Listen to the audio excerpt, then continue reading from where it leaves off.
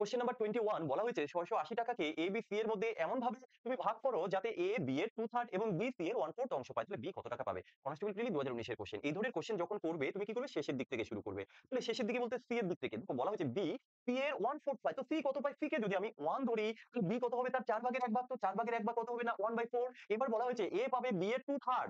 এ পাবে বি এর, তাই না? বি তো 1/4, তার কত? 3 ভাগের 2 ভাগ। তো চলো একটু ক্যালকুলেশন করে নেই, কত আসবে? 6।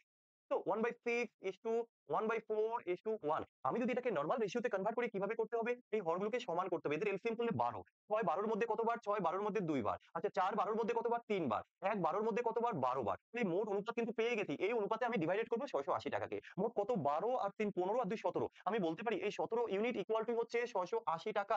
1 ইউনিট ইকুয়াল টু কত? 40 টাকা। ওরা জানতে চেয়েছে বি কত পাবে? আমার এখানে বি তো 3 ইউনিট। তো এখানে বলো তুমি 3 ইউনিট ইকুয়াল টু কত? 120 টাকা। কোথায় আছে? এই যে অপশন বি। আশা করি সবাই বুঝতে পেরেছো। কোশ্চেন নাম্বার 17 কি বলা হয়েছে? 137 মিটার ও 163 মিটার দৈর্ঘ্যের দুটি ট্রেন পরস্পরের দিকে যথাক্রমে 42 কিলোমিটার পার ঘন্টা ও 48 কিলোমিটার পার ঘন্টা বেগে আসতে থাকলে তাদের পরস্পরকে অতিক্রম করতে কত সময় লাগবে? কনস্টেবল 2019 এ এসে কোশ্চেন।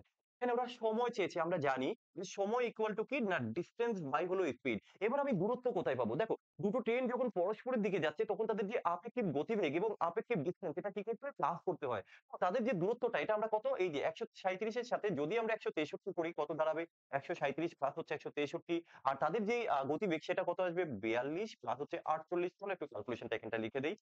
7 এ 3 এ 10 এর 0, হাতে আছে 1, 6 3 9 আর একে 10 এর 0, 2 আর একে 3, তাই তো? 48 50 90। বাট এটা হচ্ছে আমাদের মিটার, এটা কিলোমিটার পার আওয়ার। এটাকে যদি আমরা মিটার পার সেকেন্ডে কনভার্ট করি, আমরা 5/18 দিয়ে ভাগ করব।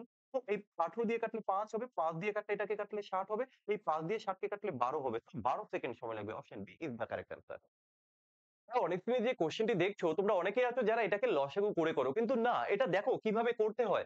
বলা হয়েছে 4 অঙ্কের কোন বৃহত্তম সংখ্যাকে 3 5 7 এবং 9 দ্বারা ভাগ করলে যথাক্রমে 1 3 5 7 অবশিষ্ট থাকবে। ডব্লিউপি কনস্টেবল প্রিলিতে আসে একটি কোশ্চেন।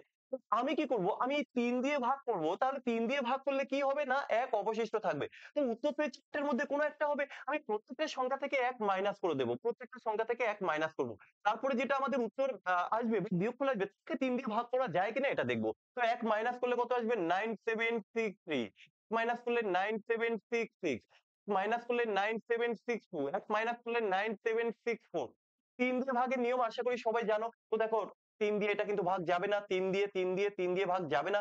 3 দিয়ে 3 দিয়ে 6 7। ইয়েস 3 দিয়ে ভাগ যাবে। এটা কি 3 দিয়ে ভাগ যাবে? 3 দিয়ে 7 4 11 যাবে না। তো এখানে আমাদের option C is the right answer. যারা ভাগের নিয়ম জানো না তারা কমেন্ট করবে। কিভাবে এত ফাস্ট করলাম বলে দেব। সরল সুদ থেকে মোস্ট ইম্পর্টেন্ট একটি কোশ্চেন প্রিলিতে আসা ডব্লিউপি কনস্টেবলের। দেখো 15 টাকা সরল সুদে ধার দেওয়া অর্থের পরিমাণ 2 বছরে 720 টাকা হয়েছে এবং 7 বছরে 1020 টাকা। আমি এখানটা লিখে নিলাম 7 বছরে আসল এবং সুদ মিলে তুমি পেয়েছো কত টাকা? 1020 টাকা। আর 2 বছরে সেটা কত হয়েছিল? 720 টাকা। তো আমি এখানে মাইনাস করব। দেখো টাকার কেন পরিবর্তন হয়েছে? কারণ সময়টা বেড়েছে। এই যে 5 বছরের যেটা বেড়েছে সেটা হচ্ছে সুদ। কত টাকা? না 300 টাকা। বলো 1 বছরের কত আসবে? 1 বছরের 60 টাকা। 2 বছরের কত আসবে? 120 টাকা। 2 বছরের সুদ যদি 120 টাকা হয়, 2 বছরের আসল যদি 720 টাকা হয়, তাহলে তুমি এখান থেকে মাইনাস করে বলবে যে স্যার আসল হচ্ছে 600 টাকা। কিন্তু ওরা তোমার কাছে জানতে চেয়েছে সুদের হার। আমরা জানি সুদের হার ইকুয়াল টু কি? সুদ। প্রথমে সুদ কত টাকা পেয়েছি? আমরা 2 বছরে 120 টাকা পেয়েছি। তাহলে ইনটু 100 কত টাকার জন্য? 600 টাকার জন্য। আর আমাদের সময় কত? 2 বছর। চলো ক্যালকুলেশন করি। কাটলে কত হবে? 6, 6 দুগুণে 12, 12 দশে 160, 120। তাহলে কত হবে? 12%। Option B is the right answer. Question number 101 কি বলা হয়েছে? দেখো 5 অঙ্কের কোন বৃহত্তম সংখ্যা 15 36 এবং 21 দ্বারা বিভাজ্য?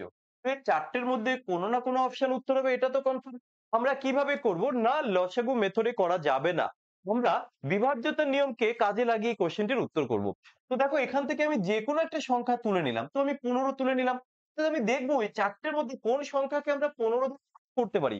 15 দিয়ে ভাগের নিয়মে বলা হয়েছে যে সংখ্যাকে তুমি 3 এবং 5 দিয়ে ভাগ করতে পারবে সেই সংখ্যাই কিন্তু 15 দিয়ে ভাগ যাবে।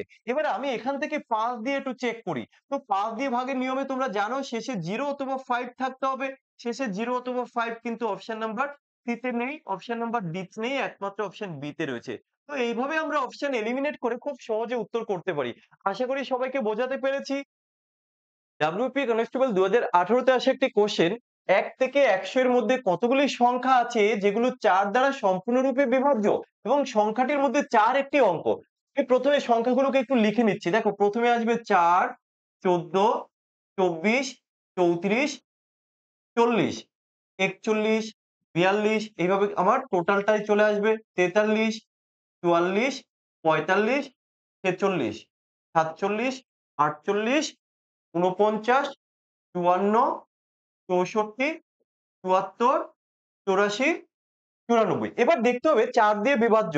4 দ্বারা ভাগ কোনটা, কোনটা যাবে? ৪, ৬, ২৪, ৪ ১০ ৪০ আর কি হবে? ৪ ৪ দিয়ে ৪ ১১ ৪৪ আর কোথায় ৪ ১২ ৪৮ কোথায় হবে? ৪ ৬৪ ৪ ৮৪ ৪ দিয়ে আর যাবে না। তাহলে কতগুলো পেলাম? ৩ টে আর ৪ টে ৭ তো option D is the correct answer.